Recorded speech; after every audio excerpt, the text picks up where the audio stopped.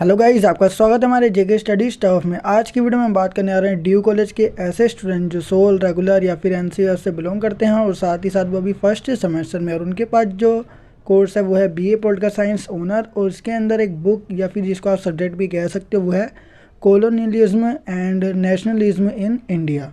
मतलब भारत में राष्ट्रवाद और उपनिवेशवाद के बारे में हम इस बुक में जानेंगे। तो इसकी जो फर्स्ट यूनिट है जो साम्राज्यवाद, उपनिवेशवाद और राष्ट्रवाद से रिलेटेड है, उसके बारे में मैं आपको इस वीडियो में बताऊंगा। तो वीडियो को स्टार्टिंग से लेकर एंड तक जोड़ देखना। तो चलते हैं अपनी वीडियो की ओर एंड शुरू करते हैं अपनी video. So without wasting time let's begin our video. So guys, सबसे पहले जो अपनी यूनिट फर्स्ट है उसके अंदर एक टॉपिक आपको दे रखा है वो है साम्राज्यवाद। लेकिन इससे पहले मैं आपको साम्राज्य के बारे में बताऊँगा, ठीक है। तो साम्राज्य के बारे में हमें पता होना चाहिए, ताकि साम्राज्यवाद जो वर्ड है वो साम्राज्य से मिलकर ही बना हुआ है। तो हमें पहले साम्राज्य का मतलब जानना पड़ेगा, देन उसके बाद ही हम साम्राज्यवाद के बारे में पढ़ेंगे। तो देखो, साम्राज्य की जो डेफिनेशन है या जो उसका मतलब क्या है वो मैंने सिंपल लैंग्वेज में यहाँ पे लिखा हुआ है, वो देख सकते हो आप। राज्य मतलब साम्राज्यवाद, जो साम्राज्य है ना उसका सीधा मतलब किससे जाता है? राज्य से जाता है। देखो, साम्राज्य में कहीं ना कहीं क्या छुपा हुआ है? राज्य छुपा हुआ है, ठीक है। तो राज्य जहाँ कई जातियाँ रहती हैं, मतलब अलग अलग जाति के लोग रहते हैं, जो क्षेत्र में विशाल है, मतलब बहुत बड़ा ही इसका आकार है, और जहाँ के जो सम्राट है उनके पास समस्त अधिकार, बहुत सारे क्या उनके पास अधिकार है, सारे के सारे अधिकार सम्राट या राजा या शासक के पास होते हैं।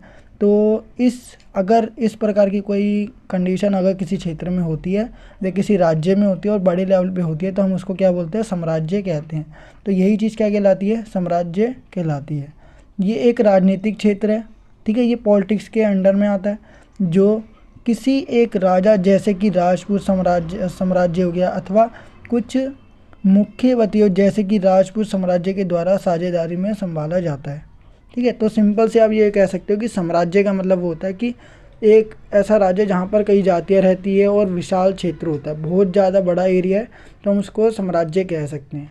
जैसे कि हमने रोमन साम्राज्य भी देखा है। रोमन साम्राज्य जिसकी जो शाखा है बहुत दूर दूर तक है, जिसके संपर्क बहुत दूर दूर तक है, ठीक है। तो उसका एरिया भी क्या है? बहुत बड़ा है, और उसमें एक राजा है या सम्राट है जिसके पास सारे के सारे अधिकार होते हैं। तो इस प्रकार हम कह सकते हैं कि रोमन भी क्या है? एक प्रकार का साम्राज्य है, ठीक है। अब देखो, साम्राज्य के बाद निकल के आता है अपना साम्राज्यवाद, ठीक है। इम्पेरियलिज्म बोलते हैं इसे। तो देखते हैं इसमें क्या बताया गया। सबसे पहले हम इसको वर्ड के बारे में जानेंगे कि ये वर्ड कहाँ से आया था। तो देखो, साम्राज्यवाद शब्द अंग्रेजी के इम्पेरियलिज्म जो है शब्द का अनुवाद है, ठीक है। मतलब इसको इंग्लिश में यही बोलते हैं, जो बताया था ना मैं, इम्पेरियलिज्म, वही है। स्वयं इम्पेरियलिज्म शब्द लैटिन शब्द इम्पेरेटर जो होता है उससे आया है। मतलब जो इम्पेरियलिज्म है वो कहाँ से आया? इम्पेरेटर से आया है। और इसको हिंदी में बोला जाता है साम्राज्यवाद। और साम्राज्यवाद को अगर हम डिवाइड करते तो साम्राज्य निकल कर आता है और दूसरा वाद, ठीक है। देखो, वह दृष्टिकोण, देखो कभी भी वाद आ जाता है तो उसका मतलब वो एक तरीके से क्या बन गया? दृष्टिकोण बन चुका है, नज़रिया बन चुका है। तो वह दृष्टिकोण है, साम्राज्यवाद वह दृष्टिकोण है जिसके अनुसार कोई महत्वाकांक्षी राष्ट्र अपनी शक्ति और गौरव को बढ़ाने के लिए अन्य देशों के प्राकृतिक और मानवीय संसाधनों पर अपना नियंत्रण स्थापित कर लेता है, ठीक है। तो इसमें देखो सिंपल सी बात है, कोई एक राज्य है, ठीक है, और वो क्या करता है? अपना गौरव या फिर जो भी शक्ति है, पावर, उसको बढ़ाने के लिए किसी दूसरे देश के जो भी संसाधन है उसका प्रयोग कर रहा है, और उस पर क्या कर रहा है? अपना कंट्रोल बना रहा है। जैसे कि ब्रिटेन ने क्या करा था? अपना जो एरिया है वो बढ़ाने के लिए भारत पर क्या कर रहा था? भारत सहित बहुत सारे कंट्रीज़ पर उसने क्या कर रखा था? अधिकार कर रखा था। और वो भारत के जो कच्चे माल है उसका यूज़ कर रहा था, और उसके बाद ब्रिटेन ले जाकर उसको मशीन के द्वारा बनाकर वापस भारत भेज रहा था, ठीक है। ब्रिटेन ने ऐसा कुछ किया था। ब्रिटेन के जो ईस्ट इंडिया कंपनी थी वो व्यापार के लिए आई थी, लेकिन उन्होंने यहाँ पर क्या कर लिया? कब्जा कर लिया। मतलब भारत पर वो व्यापार करने आए थे, लेकिन भारत पर उन्होंने क्या कर लिया? अधिकार कर लिया। और भारत के जितने भी संसाधन थे, ज़्यादातर कच्चा माल भारत में पाया जाता है, ठीक है। तो कच्चा माल क्या करते थे? भारत से ले जाकर, भारत से कहाँ ले जाते थे? ब्रिटेन लेके जाते थे, इंग्लैंड में लेके जाते थे, और इंग्लैंड में मशीन के द्वारा उसी कच्चे माल से कुछ ना कुछ जो रॉ मटेरियल होता है उससे कुछ ना कुछ क्या करते थे? तैयार माल बनाते थे, और उसके बाद वापस उसको महंगा करके भारत के बाज़ारों में बेचते थे, ठीक है। तो ब्रिटेन भी क्या कर रहा था? हमारे जो देश के मतलब दूसरे देशों के प्राकृतिक और मानवीय संसाधनों का प्रयोग कर रहा था, उस पर कंट्रोल स्थापित कर रहा था। ठीक है, तो वो एक तरीके से क्या करना चाहता था, साम्राज्यवाद करना चाहता था। तो सिंपल सी आप इसमें ब्रिटेन का एग्जाम्पल भी लिख सकते हो, जो मैंने आपको एक्सप्लेन किया वो भी आप रिटर्न में कर सकते हो। ये हस्तक्षेप राजनीति, आर्थिक, संस्कृति और अन्य किसी प्रकार का हो सकता है। ज़रूरी नहीं है कि वो पॉलिटिक्स के बेस पर हो, वो इकोनॉमिक के बेस पर हो सकता है। ठीक है, अगर किसी की जो इकोनॉमी है, किसी कंट्री की इकोनॉमी बहुत अच्छी है, ठीक है, तो दूसरा देश क्या कर सकता है, उस पर कब्जा कर सकता है और उसकी इकोनॉमी जो है, जो भी उसकी अर्थव्यवस्था है, उससे रिलेटेड क्या करेगा, अपने नियंत्रण में ले लेगा। ठीक है, और साथ ही साथ राजनीति, अगर किसी देश की राजनीति अच्छी है तो उसके राजनीतिक अधिकार का प्रयोग करेगा। और अगर किसी देश की संस्कृति अच्छी है, जैसे कि देखो अमेरिका की संस्कृति है अच्छी, मतलब तो हमने क्या कर रखा है, उसकी संस्कृति को अपना रखा है। जीन्स वगैरह जो है वो पहनते हैं, और क्या बोलते हैं, बर्गर वगैरह हो गए। तो ये सारे की सारे क्या है, अमेरिका या पश्चिमी दुनिया के जो पश्चिमी देश है ना, जिसको पश्चिमी दुनिया भी कहते हैं, ठीक है, मतलब विकसित देश, तो उनकी संस्कृति हम अपना रहे हैं। तो एक तरीके से उनका विकास हो रहा है बहुत ज़्यादा ही, और वो विकसित तो पहले से ही हैं, तो और ज़्यादा क्या हो रहे हैं, विकास हो रहा है उनका बस। अब देखो इसमें बोला गया साम्राज्यवाद का विकास और उदय। अब देखो साम्राज्यवाद का जो विकास है उदय है, उसके बारे में मैं आपको एक बार एक्सप्लेन करके बताता हूँ। 1870 ईस्वी में, जो ईस्वी से जो पूर्व के यूरोपीय देश है, उनके साम्राज्यवाद का मुख्य था वाणिज्यवाद था, मतलब व्यापार था, और उद्योगों के द्वारा वो क्या कर रहे थे, अपने साम्राज्यवाद को बढ़ावा दे रहे थे, साम्राज्य को बढ़ा रहे थे। ठीक है, मतलब बहुत सारे कंट्री पर वो क्या कर रहे थे, एक तरीके से उनके मानवीय अधिकार, या फिर मानवीय अधिकार हो गए, और दूसरा क्या है, प्राकृतिक अधिकार, उसका यूज़ कर रहे थे, प्राकृतिक संसाधनों का यूज़ कर रहे थे, ठीक है, और मानवीय संसाधनों का। अब देखो इसमें बोला गया 1870 से पूर्व यूरोपीय देशों के साम्राज्यवाद का मुख्य था वाणिज्यवाद था, मतलब व्यापार था, उद्योग था।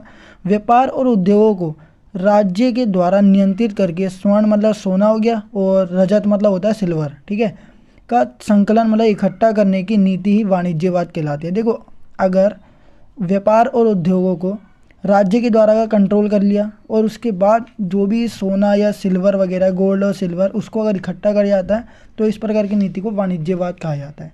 ठीक है, बस इसमें गोल्ड और सिल्वर को वैल्यू दी गई है, और व्यापार और उद्योगों को। ठीक है, और ये सब कौन करता है, राज्य करता है। 1870 ईस्वी के बाद क्या हुआ, यूरोपीय राष्ट्रों ने एशिया और अफ्रीका महाद्वीपों में अपना साम्राज्य का विस्तार करना शुरू कर दिया, मतलब उन पे कब्जा करना शुरू कर दिया। यूरोपीय जो राष्ट्र हैं उन्होंने एशिया में, जैसे कि भारत आ गया, चीन आ गया, ठीक है, बहुत सारे कंट्री है, तो अफ्रीका भी है, अफ्रीका महाद्वीप में भी उन्होंने क्या करना शुरू कर दिया, साम्राज्य का विस्तार या साम्राज्य को बढ़ाना शुरू कर दिया। किसने, यूरोपीय कंट्रीज़ ने। ठीक है, यूरोपियन जो कंट्रीज़ है उन्होंने। अनेक इतिहासकार साम्राज्य विस्तार को नवीन साम्राज्यवाद के रूप में परिभाषित करते हैं, मतलब नया साम्राज्यवाद। नवीन साम्राज्यवाद का उदय 15वीं शताब्दी के अंत तथा 16वीं शताब्दी के प्रारंभ में हुआ था, जो स्टार्टिंग वाला था। 18वीं शताब्दी के उत्तरार्ध में, जो अभी हम ऊपर पढ़ रहे थे, यूरोपीय वाणिज्यवाद का पतन होने लगा, और उसके स्थान पर मुक्त व्यापार या फिर आहस्तक्षेप की नीति का शुरू हुआ। मतलब मुक्त व्यापार, किसी प्रकार का कोई टैक्स नहीं लगेगा, ठीक है, मुक्त व्यापार हो सकता है, कोई क्वांटिटी नहीं है, कितनी रेट में कौन सी वस्तु कहाँ जाएगी, कोई वो नहीं है, टैक्स भी बहुत ज़्यादा कम, मतलब बहुत कम कर दिए गए हैं। ठीक है, नवीन मुक्त व्यापार के सिद्धांतों की लोकप्रियता के कारण यूरोपीय औपनिवेशिक साम्राज्य की नींव हिलने लगी। ठीक है, जो यूरोपीय जो कंट्रीज़ है उनकी जो नींव है वो हिलने लगी, जो उन्होंने बनाई थी। इसलिए यूरोप में 1870 के उपरांत, मतलब उसके बाद जिस नवीन साम्राज्यवाद का प्रचार या प्रसार हुआ, जिसका फैलाव हुआ था, वह पुराने साम्राज्यवाद से बिल्कुल अलग था। तो इसके बाद देखते हैं अपनी साम्राज्यवाद जो टॉपिक चल रहा है अपना, उसकी अलग अलग परिभाषा अलग अलग विचारकों के द्वारा दी गई है। तो प्रोफेसर शर्मा के अनुसार देखो, साम्राज्यवाद शक्ति और हिंसा का प्रयोग करके विदेशी शासन को किसी भी देश पर क्या करना है, लागू करना है, बस। दूसरी बात, CD बर्नस है, उनके अनुसार क्या बोला गया, विभिन्न देश और जातियों पर एक समान कानून होना चाहिए। दूसरी बात, शासन व्यवस्था लागू करना ही साम्राज्यवाद है, इन्होंने ये बताया। बर्नस भी बोल सकते हैं इसे, CD बर्नस को बर्नस भी लिख सकते हो। रिचर्ड सट्टन के शब्दों में क्या बोला गया, साम्राज्यवाद ऐसी राष्ट्रीय नीति है जो दूसरे देश अथवा उसकी संपत्ति पर अपनी शक्ति और नियंत्रण का विस्तार करना चाहती है। ठीक है, NL बुखारिन के मत के अनुसार क्या बताया गया, साम्राज्यवाद में दूसरे देशों को जीतने का प्रयास निहित रहता है, मतलब हमेशा शामिल रहता है। ठीक है, साम्राज्यवाद में दूसरे देशों को ना जीतना, एक तरीके से वो देश की जनता को अपनी ओर लाना चाहते हैं ताकि देश की जनता उनके अधीन ही काम करे। ठीक है, जैसे ब्रिटेन जो है भारत आया था, ब्रिटेन के जो लोग थे भारत आए, तो वो चाहते थे कि भारत जो है वो हमारा गुलाम बना रहे, हमारे अधीन रहे, और वो भारत के लोगों को जीतना चाहते थे ताकि वो उनके सपोर्ट में रहे हमेशा। अब देखो इसके बाद बोला गया है साम्राज्यवाद के सिद्धांत पढ़ेंगे, केवल 2 सिद्धांत पढ़ेंगे हम। ठीक है, पहला देखो हॉब्सन वाला है, तो हॉब्सन का सिद्धांत के अंदर क्या बताया गया देखो। हॉब्सन ने 1902 में प्रकाशित अपनी मतलब जो पुस्तक थी, बुक, वो पब्लिश की थी साम्राज्यवाद से रिलेटेड एक अध्ययन में। ठीक है, साम्राज्यवाद एक अध्ययन में। तो पूंजीवादी वर्ग के वित्तीय हितों को साम्राज्यवादी इंजन के नियंत्रक की संज्ञा भी दी गई। तो देखो इसमें ये वाला जो ज़्यादा मेन नहीं है, लेकिन अब नीचे से जो पढ़ेंगे वो मेन है। विदेशों में साम्राज्यवादी विस्तार का मुख्य कारण था, मतलब साम्राज्यवाद जो है विदेशों में इसलिए बढ़ रहा था क्योंकि देश के अंदर जो विनिर्माण मतलब उद्योगों से रिलेटेड, उसमें पूंजी का अवरुद्ध हो जाना, मतलब रुक जाना, कम हो जाना। घरेलू बाजार सीमित हो जाना था। घरेलू बाजार मतलब कि देश के अंदर जो भी चीज़ें बनाई जाती हैं वो कम बनाई जा रही थी। ठीक है, उत्पादन जो था वो कम किया जा रहा था। अब क्योंकि काफ़ी बड़ी संख्या में लोग क्या थे, निम्न आय वर्ग के थे, उन सबकी जो आय थी, इनकम थी, वो बहुत ज़्यादा कम थी, इसलिए ये सामान की बढ़ी हुई आपूर्ति की खपत नहीं कर सकते थे।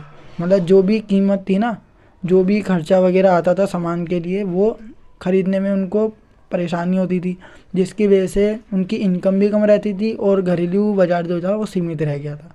ठीक है, घरेलू बाज़ार तब तक नहीं बढ़ेगा जब तक देश में उत्पादन नहीं बढ़ेगा। देश में उत्पादन का मतलब ये है कि देश में कोई ना कोई चीज़ बनाई जानी चाहिए जो हमारे देश की हो, खुद की। ठीक है, अब इसके बाद देखो क्या बोला गया कि जो मतलब देखो सामान की बढ़ी हुई आपूर्ति को खपत नहीं कर सकते थे। बड़ी फर्म जोखिम उठाने तथा निरर्थक अति उत्पादन में से बचती थी। मतलब बड़ी बड़ी फर्म है ना, जो जोखिम है, मतलब जोखिम उठाने से बहुत ज़्यादा उनको डर लगता था, उत्पादन से वो बचती रहती थी हमेशा। इन दोनों कारकों आय के कुवितरण और क्या बोला गया इसमें, इजारेदारी, ठीक है, आचरण का परिणाम ये हुआ है कि अपने देश की सीमाओं के बाहर निवेश के नए अवसर तथा नए बाजार की तलाश की जाने लगी। मतलब इसके बाद ना देश में कुछ नहीं हो रहा तो देश के बाहर क्या की जाने लगी, तलाश की जाने लगी कोई ना कोई चीज़ें। लोग निवेश के लिए गए और लोग कुछ ना कुछ मतलब तलाश के लिए गए, नए अवसरों की तलाश में गए और नए बाजार की तलाश उन्होंने की।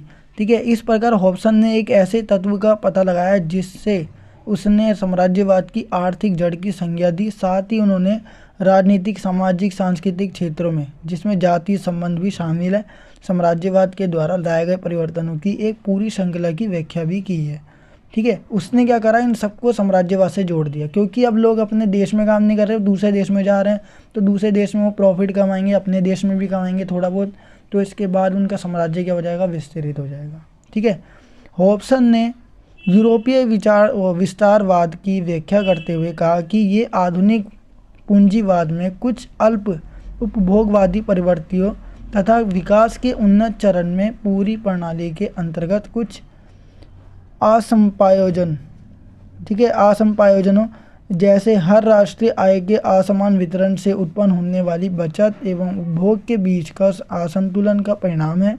उनका विचार था कि यदि श्रमिकों की आय में वृद्धि करके किसी भी देश के उपभोग स्तर को ऊंचा उठाया जा सके, ठीक है, तो एक लंबे अरसे के लिए, मतलब लंबे समय के लिए देश के अंतर्गत ही बाजार का विस्तार होगा।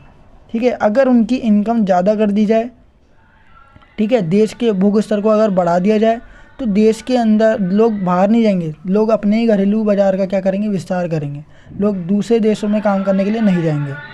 ठीक है, अब जैसे कि हम जानते हैं कि गाँव से लोग कहाँ जाते हैं, शहरों में जाते हैं, और जो शहर में रहते हैं वो कहाँ चले जाते हैं, विदेश चले जाते हैं। ठीक है, तो क्यों, क्योंकि वो अच्छी इनकम प्राप्त करना चाहते हैं। गांव के लोगों को गांव में फैसिलिटी नहीं मिली तो वो शहर में आ जाते हैं फैसिलिटी लेने के लिए, लेकिन शहर के लोगों को जो फैसिलिटी मिल रही है लेकिन वो इंक्रीज़ करना चाहते हैं अपनी सैलरी को, तो फिर वो विदेश चले जाते हैं।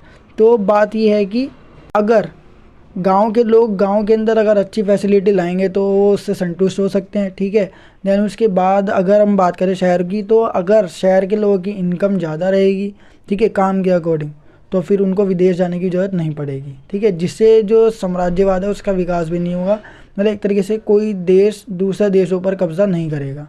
और इसी बात को लेकर ठीक है हॉब्सन और लेनिन के बीच में क्या हुए हैं, बहुत ज़्यादा गहरे मतभेद भी हुए हैं। अब इसके बाद जो हॉब्सन का सिद्धांत था वो खत्म हो चुका है, साम्राज्यवाद का हॉब्सन का सिद्धांत। अब दूसरा आता है साम्राज्यवाद का मार्क्सवादी सिद्धांत। क्या कहता है?